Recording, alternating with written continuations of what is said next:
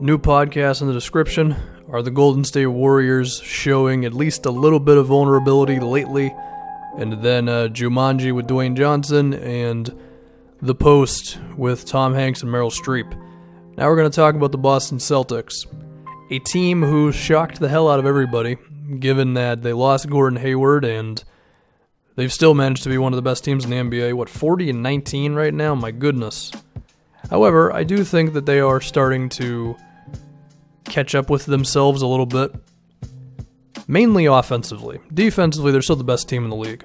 But offensively, the Celtics have now dipped to 20th in the NBA. They've had some pretty bad losses lately. They got beat up by Toronto, and they looked just physically outmatched from the get-go there.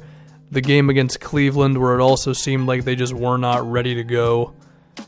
And then they've also had a couple losses to the Clippers, as well as the Pacers, and, you know, here they are. Now, is part of that just because it's right before the All-Star break and guys are tired? I mean, I'm sure that's a little bit of it, but at the same time, the other teams are in the same situation that you're in. Could it also be because the London trip messed them up a little bit? Potentially, just because they had to take like a lot of days off before and after for that game against Philadelphia. And maybe this longer break will kind of reset them physically and mentally, and they'll be ready to go for the end of the stretch. But besides that, there are things that are happening on the basketball court that I think you can make note of. I think part of this is, look, they're starting a rookie, and they have a second-year player in Jaylen Brown in there. And if you expected Jason Tatum's just insane shooting to maintain itself throughout the entire season, then I think you would have been a little too ahead of yourself there. I mean, if we look at just lately with Tatum, he has just not shot the ball very well. Last game he was 1 for 4 from 3. I mean, that's okay, but he had an 0 for 3 night. He had an 0 for 1, 1 for 4. Oh, another 1 for 4, like against Orlando earlier in the month. They lost that game. I think that's okay. I mean, Jason Tatum was not supposed to be the starting small forward of this team. He was going to be the backup. And Gordon Hayward was, of course, going to be the starter. And I think that's the one thing we should all kind of put into perspective with these Celtics is the fact that they are where they are can be seen as an accomplishment because they really are not supposed to be this good given Gordon Hayward being out. I mean, if you lose a 20-point scorer who can create for himself and even if he's not a natural playmaker, he can still make plays for others. If you lose that guy and suddenly you're an under-average offensive team, that kind of makes sense, right? Now, in terms of basketball decisions that Brad Stevens is making, I mean, basically, they'll go through these stretches where they don't have Al Horford or they don't have Kyrie Irving in the game, and they just can't score, right? Because when those two are together, these guys offensively are among the best in the NBA. At least for the season, because Kyrie and Horford together, and they've played like over 1,200 minutes, so I'd say that's a pretty decent sample size. Their offensive rating is 108, which would be like 6th or 7th in the NBA. But funny enough, in the last 10 games, Horford and Kyrie together has actually been a negative. Now, let's just hope that that's an anomaly, because if it isn't, then this team is doomed for the second half of the season. I think I'm going to contribute some of that to Jason Tatum's three-pointer. He's shooting 30% in his last 10 games. But even so, I mean, Kyrie's making his threes, Horford's making his threes, Terry Rozier's been making his threes, even Marcus Morris has been making his threes in his last 10 games. But still, the offense has fallen off a bit. I think part of it, honestly, is because they're playing Semi Ojeleye so much. He plays 20 minutes a game for them, and he's a complete offensive zero. I mean, he can't shoot, he can't go off the bounce, he can't finish. I know he wants to become a 3-and-D player, and that's nice, but he's clearly way far off right now. Ultimately, I think this team it goes through some stretches where it seems like they can't really put the ball in the basket. Now, they can still hang their head on their defense, and it's been beautiful, but still, it can be tough. I think another thing to look at is they don't really have much offensive rebounding on the team between, well, I mean, really nobody. I mean, I guess they acquired Greg Monroe to do that, and he is grabbing 2 offensive rebounds a game since they acquired him, so maybe he can help that out a bit more, but you know, that's always one thing that I think is a little underrated when it comes to offense, just getting yourself a few extra possessions a game.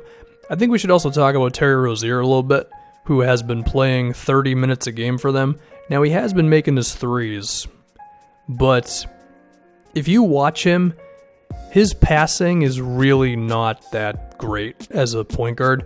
I mean, okay, he's got 4.5 assists a game, which, I mean, I guess for 30 minutes you could say is not very good.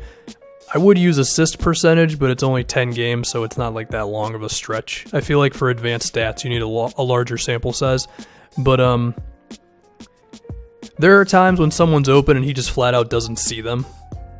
I remember the last game they played, I remember Jaylen Brown being wide open in the corner, just flat out didn't know he was there. And for all the problems that Marcus Smart may have in terms of putting the ball in the basket, which Terry Rozier is definitely better at, Marcus is going to see the open guy, you know, and also Smart is just better at running the offense. It feels like Rozier is kind of reactionary in terms of being in the pick and roll and that type of stuff.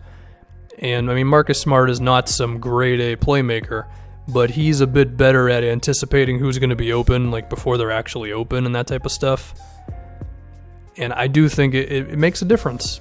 Another thing is that teams are really loading up on Al Horford. This was really seen in the game against the Raptors, where the moment he's bringing the ball up floor and trying to take advantage of the opposing center, they'll bring extra defenders over to him. Maybe they'll have someone who's more athletic defend him. A lot of their offense runs through Al Horford, and if you can blitz him and just not give him the freedom and space to do his handoffs and everything he does, then I think he can be overwhelmed by that, because while he's a good ball handler for a center, if you go at him, I think you can force him to pick the ball up, and you can make the Celtics go to their plan B pretty quickly. And now I do want to talk about those two games, the one against the Raptors and the one against the Cavaliers. Those games were kind of over, like right when they started, especially the Toronto game. It seemed like the Raptors, they had another level that they could go to, which is always something in the NBA that you can't really quantify with stats. It's just a thing that you kind of know about a team, where it seems like the only guy on the Celtics who really has that ability to just go to another level is Kyrie Irving. We've seen him do it with the Cavaliers a few different times, where it's just like, all right, I got to go for 35 tonight. All right, that's what's going to happen. Whereas someone like Al Horford, he can't do that. He can't just flip the switch and go, okay, I'm going to score 25 tonight. You know, he's got to do his normal thing of setting screens, handoff plays, pick and pops, flowing within the offense. And that's pretty much everybody on the Celtics team, right? Whereas with the Raptors, I would say that they really have two guys who could just have a big night with DeRozan and Kyle Lowry. And DeRozan was actually not as good as I remember from that game. He only had 15 points, and he was 6 or 17 from the field. Kyle Lowry had the better game. He went 6 for 11 from 3. But CJ Miles also went off from 3. And CJ Miles is interesting because he, I think, is the type of player, well, him and then the combination of the other guys that the Raptors have in terms of OG Anunoby, Serge Ibaka, just a lot of tall guys who can play a couple of positions.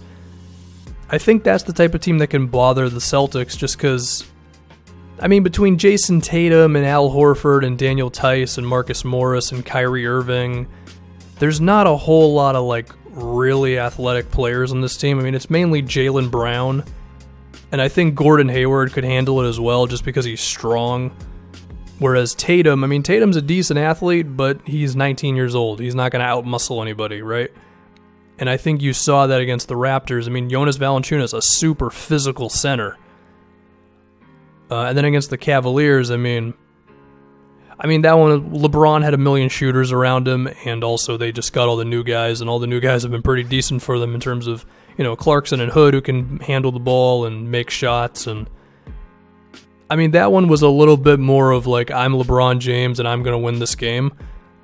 But even so, the defense was really not ready for that much offensive talent that the Cavaliers had. So, things to worry about for the Celtics. But I think I'm going to reiterate what I said in the beginning.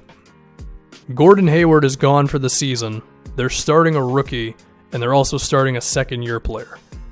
To be where they're at, is pretty good stuff. And I think the crazy run that they were on early in the season, they're just falling back to what they actually are, you know? And I don't think there's anything wrong with that.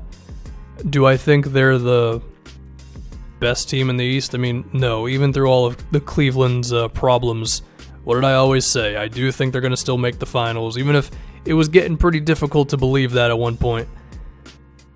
And then after the moves, I mean, I've said I think Cleveland's back in the driver's seat of the Eastern Conference, and then I think it's fair to say Toronto's better than the Celtics, because Toronto, I mean, aren't they like top 5 in offense and defense? They're 4th best in offense in the league, and they're 3rd best in defense, which is like 2011 Dallas Mavericks status, where they just kind of go a little bit under the radar all season, and then they win the NBA Finals. Although I don't think the Raptors are going to win the finals, but still, you know, they've just been quietly great all year. They're moving the ball more on offense. And then defensively, they're really locking in. I think Ibaka at power forward helps them out a lot because Ibaka's, I think he's gotten better defensively since he came here, whereas in Orlando, he was more worried about his offense. They're playing Valanciunas less, which I think is very good. And then between OG Anunoby, Pascal Siakam, DeLon Wright being a good defender, it's all just kind of working out well for them. So I think they're better than the Celtics. But Boston falling back down to earth a little bit. We'll see if they can make some adjustments to lineups, given that the All-Star break is here. Maybe they can just get a mental reset. I think they really could have used some sort of a buyout guy just for an offensive kick. I mean, I understand Ojale plays defense, but if you had Bellinelli playing those 20 minutes a game over him, I think your defense could hold up, and then you could get some more offense in there. Joe Johnson went to Houston, so they might not find another offensive source, but, you know, they should be good nonetheless. So that's going to do it. New podcast. Are the Warriors showing any little teensy bit of vulnerability this season? And then Jumanji as well as The Post.